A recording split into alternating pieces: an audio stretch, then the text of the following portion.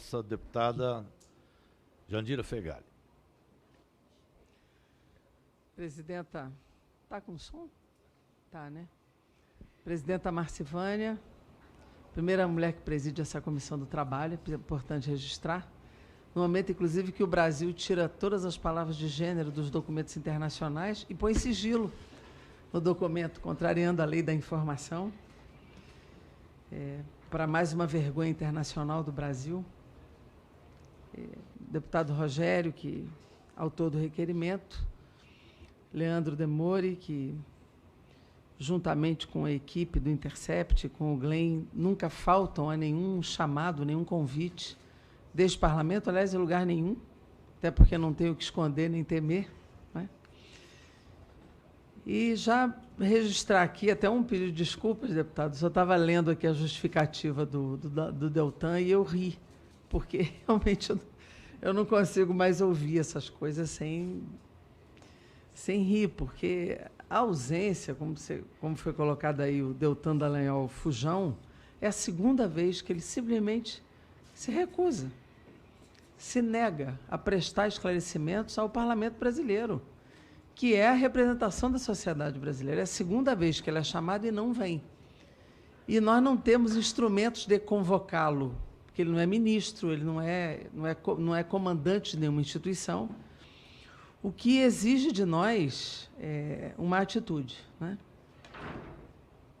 Eu me somo aqui a duas questões já colocadas. Primeiro, o valor do trabalho do Intercept Brasil e a inteligência de se articular com outros órgãos de mídia no Brasil e lá fora, porque é a prova mais clara e aberta de que não há uma parcialidade política, há uma decisão do bom jornalismo de fazer o que tem que fazer. E vocês estão demonstrando isso claramente, como falam, como expressam, como se colocam diante do que receberam e diante de todas as interpelações que são feitas, e diante até das ameaças que já sofreram, inclusive ilegais, de tentar buscar financeiramente no COAF as contas, tentando desqualificar, acusar e gerar dúvida sobre a lisura e o comportamento de vocês. Segundo lugar, me somar também ao que disse o Henrique, a solidariedade à Manuela, que corretamente cumpriu o seu papel, repassou o contato, que nós nem sabemos se é o mesmo contato, se esta, de fato, é a fonte, nunca isso foi confirmado. De qualquer maneira, a importância do trabalho que ela teve de cuidar, se acautelar e repassar a possível fonte ao Intercept Brasil, ao Glenn, e, por causa disso, teve novas ameaças, novas perseguições e foi alvo, de novo, de agressões dos chamados robôs e dos grupos que apoiam esse governo. Então, é absurda, né, a impossibilidade de se agir corretamente sem ameaças, agressões, fake news e novos processos que tenham que ser movidos contra esse tipo de ação intimidatória. Terceiro, dizer aqui o seguinte, eu me preocupo muito com a omissão das instituições. Como disse o Eugênio Aragão antes, que fez um raciocínio do direito absolutamente importante e inovador diante de tudo isso, e como disse aqui o Leandro, gente, o que já está colocado na rua já é muito grave. Aliás, eu disse isso já antes de muitas coisas já terem saído, na primeira vinda do Glenn aqui, disse, o que vocês já publicaram, eu não precisava publicar mais nada. Isso já é muito grave e suficiente para uma resposta contundente, seja do Conselho Nacional do Ministério Público, do Conselho Nacional de Justiça, do Supremo Tribunal Federal e deste Parlamento. No momento que vocês iniciaram as divulgações, nós começamos aqui a coletar a assinatura da CPI, até pela posição de líder da minoria, que coordena e organiza a oposição. Nós buscamos, inclusive, no contato com outras legendas da Casa, que não são de oposição, e muitos deputados já assinaram, de vários partidos que são, inclusive, do centro da Casa. E nós estamos quase completando, vamos protocolar a CPI, espero que esta semana, porque, na verdade, este governo tenta se blindar com a imagem da anticorrupção com este ministro, que é uma blindagem absolutamente falsa, porque, como está demonstrado, a corrupção tá no DNA da sua ação como ex-juiz, está no DNA da sua atitude como ministro, que passa por cima de uma série de denúncias e nada faz quando interessa ao poder político. Desde 2016, a gente denuncia o lawfare, a gente denuncia tudo que vem ocorrendo e demonstrando o seguinte, que o direito penal brasileiro, a partir desses senhores, ficou a serviço de uma agenda, de um projeto de poder. E está claro isso. Foi exatamente o que se fez em 2016, com a interrupção de um mandato eleito, que se constituiu um ambiente de polarização de ódio, um ambiente político para que este projeto esteja no governo com características não semelhantes a nada do que a gente já viveu no Brasil, porque, para além de uma agenda ultraliberal na economia, entra com um processo de restrição democrática profunda, inclusive tentando cercear a liberdade de expressão, não só de vocês, mas de outros jornalistas, o que já foi demonstrado também, que é uma coisa que não há similaridade na história do Brasil. Ungido na urna, o que é muito grave que nós estamos vivendo aqui. É muito grave, de profundos retrocessos.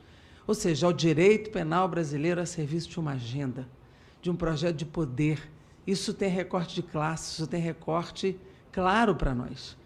E nós precisamos enfrentar isso, nós precisamos reagir a isto em nome de qualquer cidadão comum que, diante da justiça, precisa saber se confia ou não na justiça. Eu tenho ou não o direito de defesa?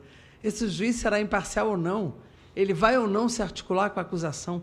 Em tudo que vocês demonstraram, o senhor Moro, o tempo inteiro, chefiou, junto com a acusação, o processo de condenação de vários, inclusive do ex-presidente Lula. Ele fez parte da acusação, ele não foi juiz. Ele fez parte, ele comandou, ele chefiou o processo. O Deltan prestava contas a ele, só fazia o que ele mandava.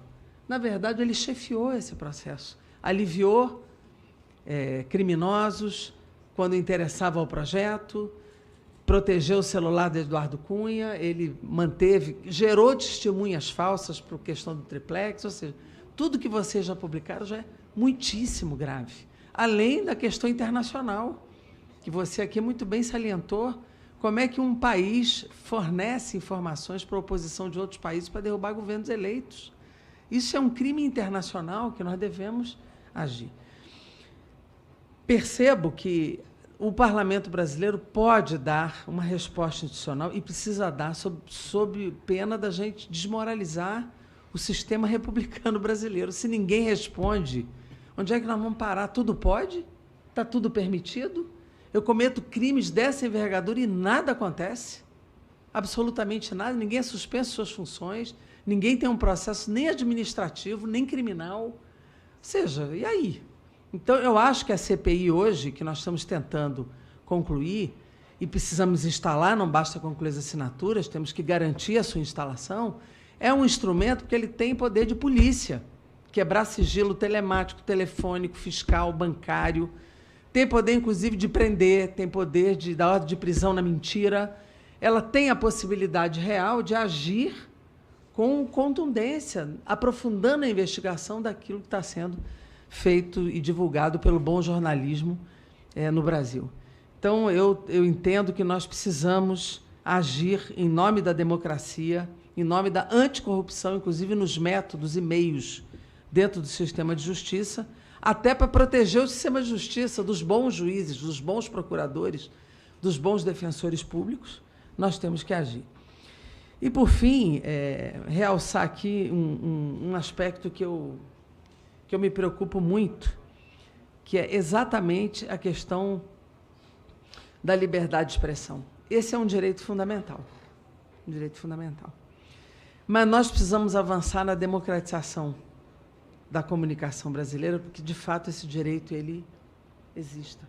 Se tem parcialidade editorial, a gente sabe de muitos meios de comunicação, mas todas as parcialidades precisam ter a possibilidade de aparecer, né, com força e com peso. Porque, em nome da liberdade de expressão, algumas grandes mídias já fizeram horrores nesse país, sem nenhum tipo de afronta, sem nenhum tipo de punição. Porque o direito de resposta não está no mesmo equilíbrio. O que já fizeram com Lula, por exemplo, com Dilma, em vários órgãos de comunicação, e participaram do processo de interrupção da democracia, e a gente não conseguiu reverter e ter o equilíbrio no direito de resposta. Inclusive, a própria legislação brasileira é frágil nisso. Então, deve ser uma exigência também nossa do Parlamento brasileiro de avançar na democracia da comunicação, não só para permitir a liberdade de expressão de quem fala a verdade, e que, se mentir, vai dar o direito de resposta, e a gente sabe disso, mas de quem fala a verdade, mas de quem usa a grande mídia brasileira para mentir, para interferir e apoiar golpes e apoiar fake news e mentiras no Brasil. Precisam ter, da legislação brasileira, a devida resposta para que a democracia se estabeleça. Não é para impedir que eles existam, não é para impedir que as diversas editorias existam, não é para impedir que televisões se mantenham, ou rádios, ou quem quer que seja, mas para equilibrar e dar o direito a quem fala a verdade poder se contrapor às mentiras que são ditas com meios de comunicação com altos custos, financiados muitas vezes por órgãos públicos, como o BNDES, o BNDESPAR, já salvaram muitas vezes a TV Globo e outros órgãos de comunicação, e que mentem e participam de golpes e não têm a devida resposta, né, na legislação brasileira. Então, nós precisamos avançar para que a gente não fira a liberdade de expressão jogando com a verdade e com o equilíbrio democrático que é necessário de ser feito. É isso, presidente. Obrigado. Bem, obrigado, deputada Jandira Fegali, pela sua explanação. Vamos passar agora também para outra deputada do PCdoB, Alice Portugal. Bom dia a todos. Primeiro,